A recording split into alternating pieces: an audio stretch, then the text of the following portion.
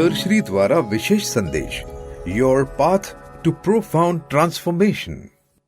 अष्टमाया मरी तो अष्टमी, रावण मरा विजयदशमी। तो ये विजयदशमी मनाई जा रही, 10वें दिन मनाई जा रही, रावण का पुतला जलाया जा रहा है। तो समझें कि दशहरा मनाया जा रहा है तो क्यों मनाया जा रहा है? दशहरे में क्या किया जाता है? सिर्फ रावण का पुतला जला दिया काम हो गया, ऐसा नहीं है। रावण के 10 चेहरे, क्रोध है या बोर होने वाला या तुलना करने वाला या अहंकार या निराशा या डर या लालच या नफरत या द्वेष या वासना, ये 10 चेहरे। और बीच में अहंकार। अहंकार को गिराना है, 10 चेहरों को मारना है, नाभि पर प्रहार करना है। तो क्या करना होगा? क्या हुआ जब राम और रावण की युद्ध हुई? सीता को रावण उठाकर लेकर गए और राम ने फिर से सीता को प्राप्त किया। वहां भी युद्ध हुई और पटाखे जलाए जाते हैं तो वो जीत का प्रतीक है। लोग पटाखे जलाएंगे, युद्ध में राम जीत गए, सीता राम को मिली या राम सीता को मिले। तेज प्रेम की बात यहां समझ में आएगी। रावण भी प्रेमी था मगर अतेश प्रेमी था। रावण प्रेमी था मगर अतेश प्रेमी था। उसका प्रेम कैसा है? अतेश प्रेम है। सीता को उठाकर लेकर गया जबरदस्ती। राम का प्रेम कैसा है? सीता का प्रेम कैसा है? वो तेज प्रेम है। हकीकत में सत्य पर काम होना चाहिए, असत्य को खत्म करना चाहिए, असत्य पर सत्य की जीत होनी चाहिए। अतेश प्रेम पर तेज प्रेम की जीत।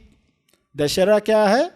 असत्य पर सत्य की जीत, अतेज प्रेम पर तेज प्रेम की जीत।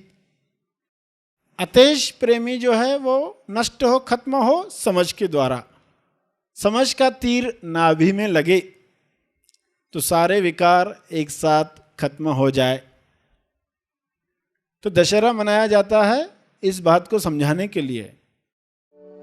मन के अनेक रूपों को कैसे समझें? हमारे अंदर राक्षस है, तोलू मन, तुलना करने वाला मन हर एक के अंदर है। महिषासुर आधा भैंस का है, आधा इंसान है, आधा जानवर है। ये क्यों बताया गया? आधा काला आधा सफेद। ये क्यों दिखाया कि इंसान के अंदर ये है? वहां एक योद्धा भी है और दुर्योद्धा भी है। एक दुर्योधन भी है, एक योद्धा भी है जो मारेगा राक्षसों को। एक हंस भी है, एक कंस भी है। एक हंस भी है, कंस भी है। एक रावण भी है, एक राम जी भी है। हमें कैसे काम करना है? तो राक्षस एक ही चीज का प्रतीक है, वो उस मन का ही प्रतीक है। इसको गिराना है, इसको मारना है। तो पता चला कि हमारे अंदर के मन के चेहरे दिखाने के लिए, समझाने के लिए खंडित करके बताया, तोड़ तोड़ कर बताया। एक साथ बताते हैं तो नहीं समझ में आता। तो सही समझ हमारे सामने आए कि हमें कैसे काम करना है। समझ के द्वारा राक्षसों को समझना है। ब्रह्मास्त्र, तेज समझ क्या है? ब्रह्मास्त्र है। दुश्मन दोस्त बन गया जब, तो ब्रह्मास्त्र ने सही काम किया। इसलिए तो आप जानते हैं कि भैरव बलि की भी पूजा होती है। वैष्णो देवी पर लोग जाते हैं।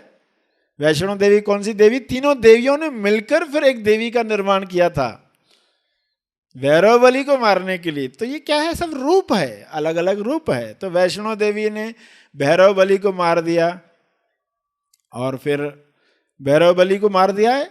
भैरव बलि की ही पूजा की जाती है। माता का दर्शन करने के बाद उसका भी दर्शन लिया जाता है, क्योंकि भैरव बलि जब समझ गया, असली बात समझ गया, जब उसका सिर कट गया, तब माता ने जब उससे बातचीत की तो उसने बताया कि कैसे मैं अज्ञान में उलझकर इस तरह तुमसे लड़ बैठा। समझ नहीं है। वो क्या चाहता था? वैष्णो देवी से शादी करना चाहता था। बताने का अर्थ है क्या? मन अनुभव को देखना चाहता है, मन अनुभव के साथ रहना चाहता है, उसे पता नहीं है, उसे पता नहीं है कि उसे तो खोना है, उसे तो मरना है। अगर ये समझ आ गई तो वो अपनी गर्दन खुद काटने को तैयार हो जाएगा। भक्ति में क्या होता है, व्यक्ति खुद मरने को तैयार हो जाता है। तो भैरव बलि की भी पूजा की जाती है। यानी जो मन पहले दुख का कारण था, तोलू मन, कॉन्ट्रास्ट मन, दो में विभाजित करने वाला मन, आधा काला आधा सफेद मन, जो दुख का कारण था उसी का ही मंदिर बनाया गया। यानी ये मन जब समझ प्राप्त कर लेता है तो कैसे भक्ति में रहता है। ये था इसलिए ये युद्ध हुई, इसलिए ये आनंद आया। ये लीला तभी हुई क्योंकि ये मन था। मन को भी किसने पावर दिया? पावर भी तो वहीं से आया, माता से ही पावर आया। चांद को रोशनी कहां से आई? सूरज की ही रोशनी चांद को मिली। चांद को अपनी रोशनी कहां थी? मन को अपना पावर है कहां? रावण को अपना पावर नहीं है, किसी भी राक्षस को अपना पावर नहीं, पावर तो वहीं से है। तो ये जो लीला चलती है, ये जो खेल चलता है, जब समझ प्राप्त होती है तो यही मन फिर पूजा के योग्य हो गया। उसका भी रखा गया मंदिर के तब तक पूजा अधूरी है जब तक भैरव बलि के दर्शन नहीं किए। यानी अब वही मन आनंद दे सकता है, महा आनंद का कारण बन सकता है, क्योंकि समझ प्राप्त हुई। क्योंकि युद्ध में वो मरा, तैयार हो गया, अपनी गलती उसे बिल्कुल समझ में आ गई। अपने ऊपर ही उसने हाथ रखा, अपनी ही गर्दन काटी।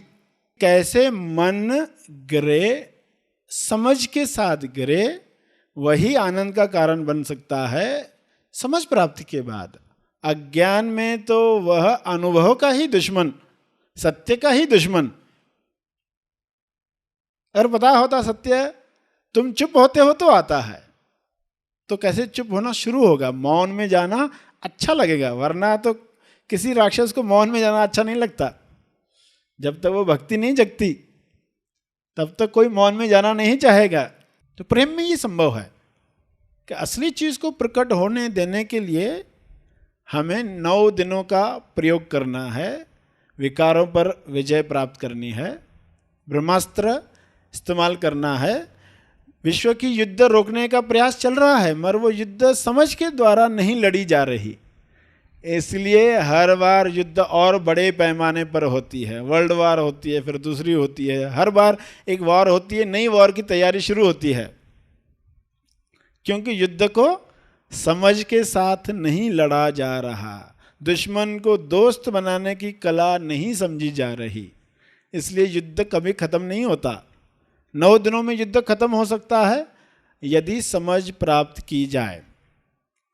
इल्ज़ाम लगाते रहेंगे पड़ोसी पर, लोगों पर, तो युद्ध खत्म नहीं होगी। अपना फॉल्ट कभी पकड़ में नहीं आएगा कि मैं दुश्मनों को बढ़ावा दे रहा हूँ, नए नए राक्षस तैयार कर रहा हूँ, रक्त को ज़मीन दे रहा हूँ, कर्म को ज़मीन दे रहा हूँ, एक और नया राक्षस तैयार कर रहा हूँ। अपनी गलती समझ में नहीं आती।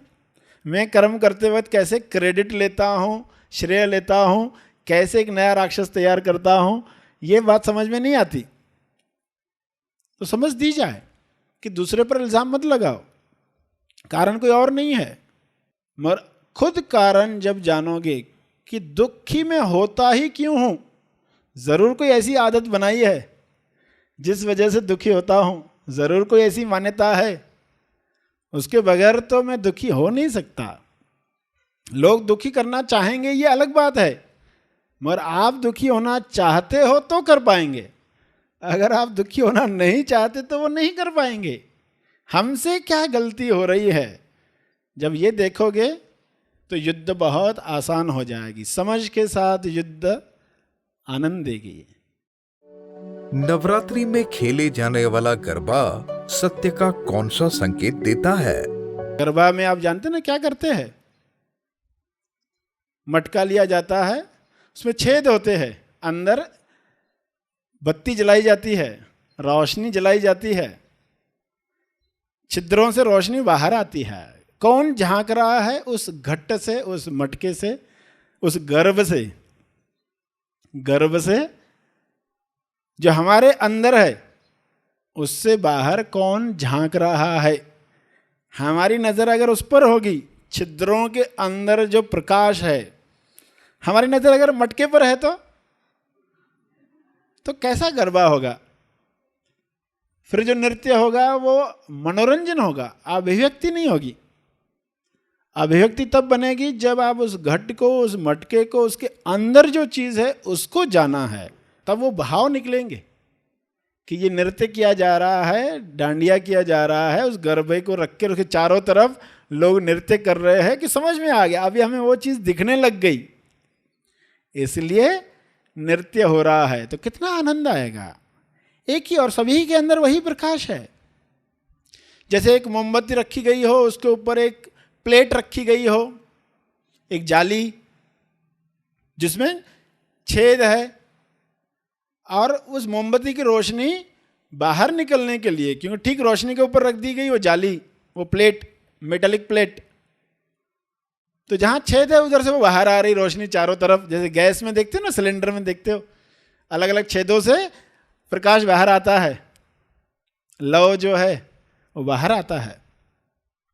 अब अलग अलग जगहों से वो प्रकाश बाहर आ गया, अलग अलग छेदों से 10-10 इंच पर समझो से हमने छेद रखे हो, और हर एक के ऊपर हम छिद्रों वाला मटका रख दें, छेद हो जिस मटके में वो हम रख दे, तो कितने लिखे, अरे इतने सारे मटके, सभी के अंदर प्रकाश जल रहा है, सभी के अंदर मोमबत्ती जैसे किसी ने जलाई है, मगर आप जानते हो एक ही मोमबत्ती है, एक ही मोमबत्ती है जो जल रही है,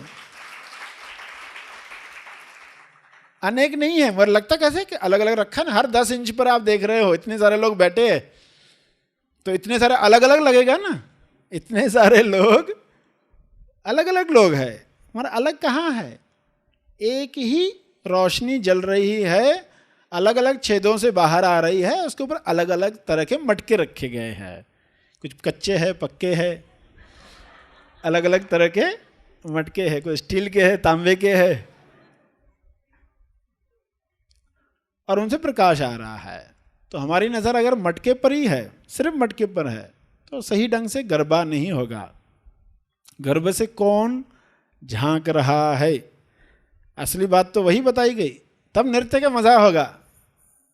अगर ये नृत्य करते हुए उस मटके के अंदर क्या दिख रहा है ये याद है, तो चारों तरफ जो लोग नृत्य कर रहे हैं उनमें कौन झांक रहा है ये अगर याद है, तो कैसा नृत्य होगा, कैसी अभिव्यक्ति होगी, कितना आनंद आएगा।